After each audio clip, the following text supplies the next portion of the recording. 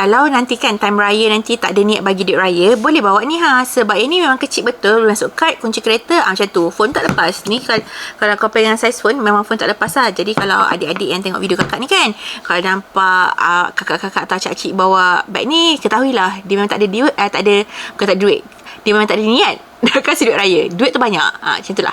So yang ni metal coated canvas, pin mount logo dekat sini, gold hardware. Belakang pakai smooth leather, satu kad slot kat sini. Snap button. Yang ni bila dalam dia boleh masuk lebih kurang 20 cards. Chain ni ada chain strap. Yang best kan, chain dia kelas dia besar tau. Yang ni boleh pakai dekat bag lain juga. Kalau chain ni saja saya jual ke RM400.